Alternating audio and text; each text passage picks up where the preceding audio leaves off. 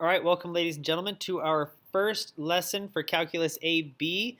We're going to be discussing mostly limits today with a little bit of talk about what rates of change represent. And really, we want to key in on our definition and our idea of limits because all of calculus is based off of limits and what we know about them. So first, let's start off with the rates of change. The rates of change, we've heard it before, it actually just represents slope. So an average rate of change would be something like speed or velocity or slope, something you've heard of before. Speed would be miles per hour or miles over hours. Slope being an average rate of change between 2 points. Basically, in the real world, we would say it's the change in distance over change in time. Or graphically, we would say it's the change in y over the change in x, something we've done plenty of times already. We will be using this to try to define some of our calculus terms later on.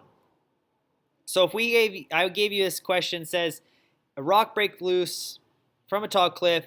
I want to know what's the average speed during the first 2 seconds if the rock falls at this particular function's feet per second. So the average speed would be between 0, okay, so this is t equals 0. At time equals 0, it's gone 0 feet. And at time equals 2, it has gone 64 feet, right? T squared being 2 squared is 4 times 16 is 64. And then if I wanted to know the average speed would be 64 minus 0 over 2 minus 0. It's changed 64 feet in 2 seconds. So we would say that that is 32 feet per second. That would be an average rate of change between 0 and 2. But ideally, in calculus, I'm kind of jumping the gun here. In calculus, what we want to know is what would be the instantaneous speed at 2 seconds. How fast is that rock moving at exactly 2 seconds? And then we're going to get to that as we continue the course. But I want to ask this type of question here. What if we wanted to find the instantaneous speed at time equals 2 seconds? Well, we would want to calculate the average over the interval from t equals 2 to t equals 2 plus h just being some distance away from 2, and I'll explain h in just a little bit. So we basically want to say, okay, if I plugged in t equals 2, I would have the point 2, 64 as we had before. However, if I plugged in the point 2 plus h, it would essentially be 16 times 2 plus h squared. Well, that just means I have to do this function now, or this slope. We can do this. We can say, okay, it's 16 times 2 plus h squared, right? Minus 64. That would be y minus y. Over x, which is the 2 plus h, minus the other x, which is 2. 2 plus h squared is going to look like 4 plus 4h plus h squared minus 64, and then all over h.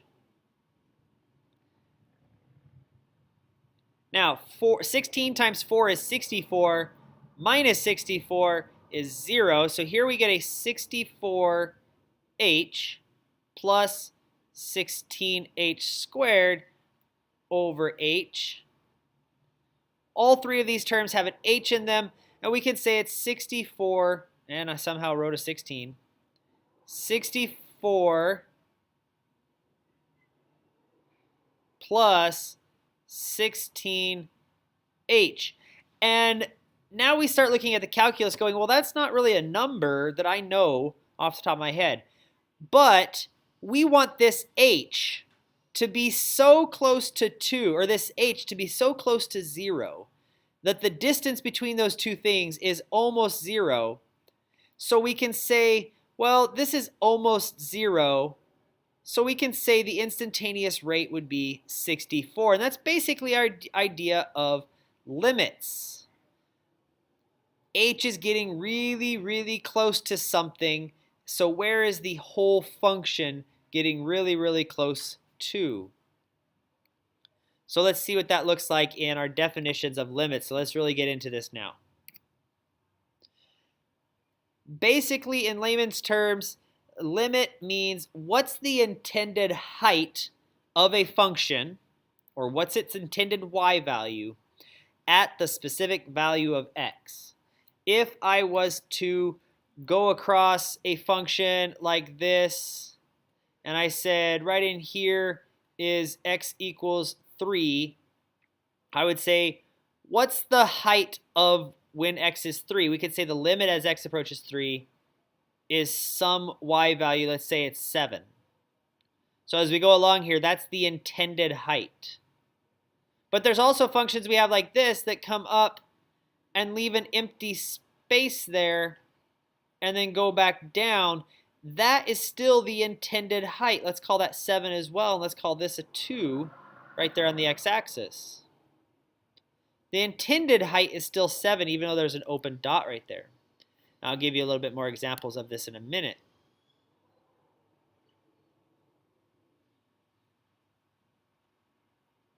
Oops. So here is our symbology, I guess. This right here is LIM, which should represent limit. And the limit of the function f of x as x approaches 0. So we're looking at, or in this case it's 0, it could be anything. But what this particular statement is asking is, what is the limit of the function, or what is the intended height of the function as x approaches 0? So you're basically looking for a y value when x gets really, really close to 0. Now, I'm going to get through all the dirty work here before I give you some good examples. These are our properties of limits. This is in your textbook. It's page 61 and 62, I believe. So you don't have to pause it here. You can if you'd like.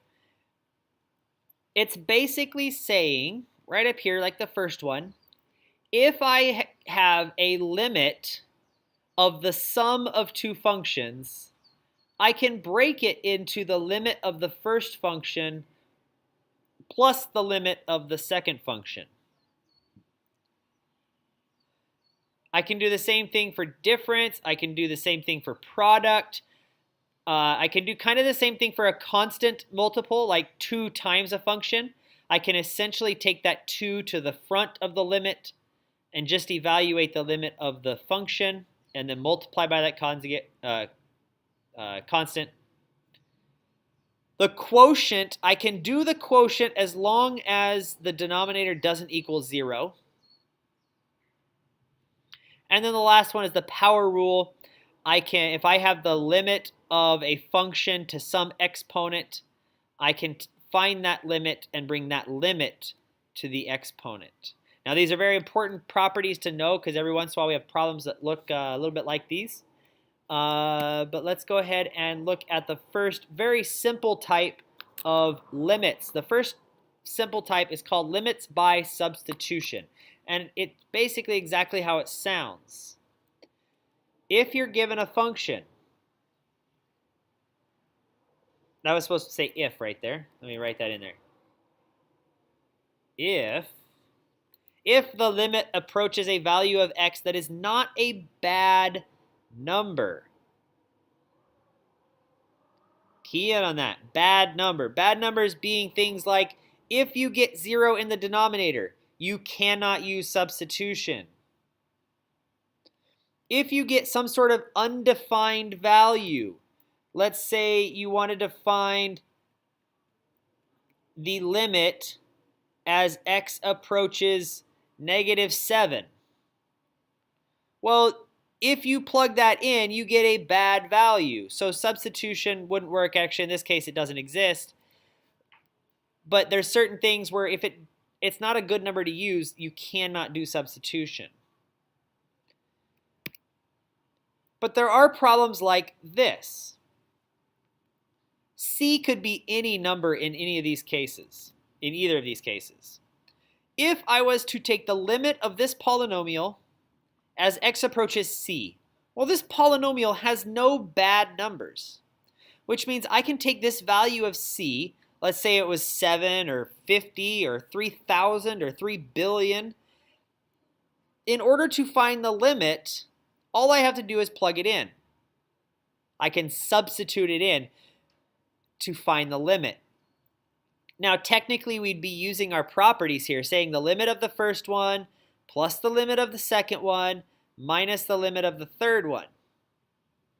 So I can think about this as a simple substitution. The limit as x approaches c of this function is substituting c in for x everywhere you see an x. Oops.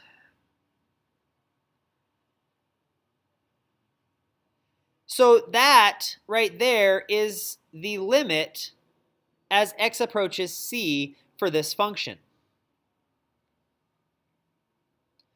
And like I said, if c was 0, the limit would be -3, because as x approaches 0, this function approaches 3. I can do the same thing for b here. The top has no bad numbers to use, and the bottom has no bad numbers to use because I can't get 0 in the denominator. So it's a simple substitution problem, or a limit by substitution problem. By substituting in c, I get c to the 4th plus c squared minus 1 all over c squared plus 5, and done. That would be limit by substitution. And again, since these don't have any bad points, it doesn't matter what number you use for c, anything will work. So limits by substitution is a pretty straightforward thing, and they're not going to tell you it's limit by substitution. You're going to have to determine if you can just substitute it in, and it's not too bad. But we do have these things called right-handed and left-handed limits, or single-sided limits. Single-sided limits would be for functions of the piecewise type. I want to know for the first one here, this says, notice the little symbology here, the c with the plus sign, says we are approaching the y value from the right.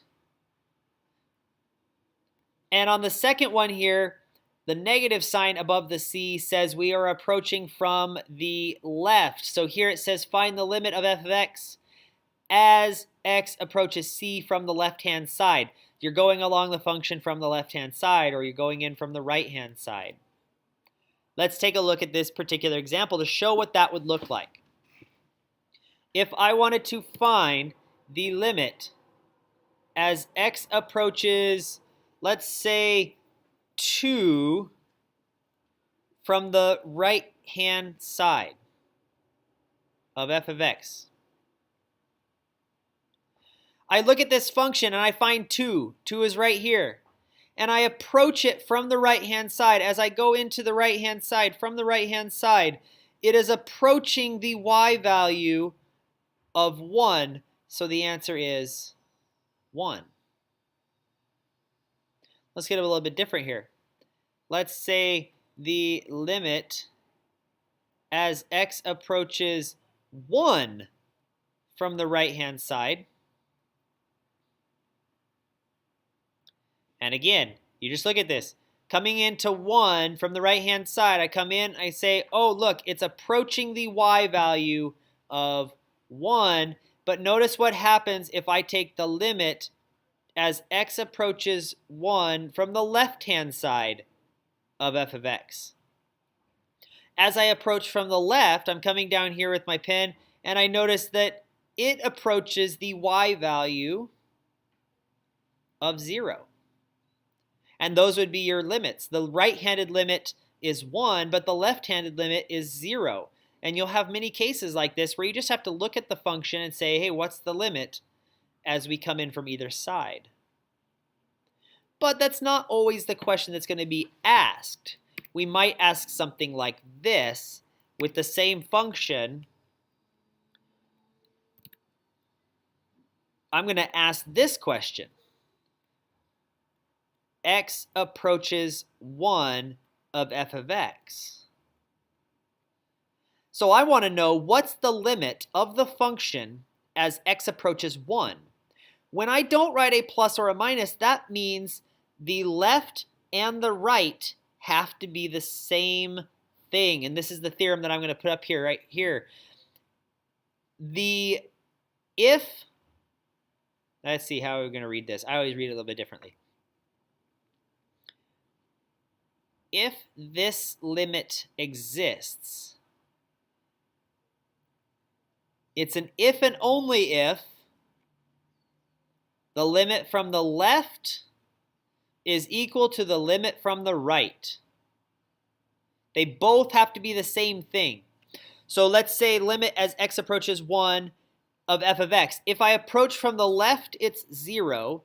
But if I approach from the right, it's 1. And therefore, this limit does not exist because the limit as x approaches 1 from the right is equal to 1, and the limit as x approaches 1 from the left is equal to 0, and those are not equal, and therefore the limit does not exist. D and E does not exist.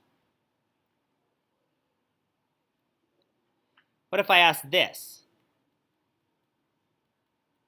Okay, in order for this to exist, it has to be the same on both sides. So approaching from the right, it's 1, and approaching from the left, it's 1, and therefore since they are equal, the limit is 1. Very, very straightforward, I feel, but that's just me. Let's go ahead and keep moving forward here. Hey, looky there. That means we're at the finish.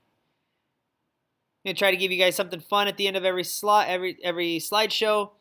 That's it. I hope you guys understand limits a little bit. I know I gave you guys a lot of work, but I need you guys to know how to do all of it really quickly. I will see you guys tomorrow.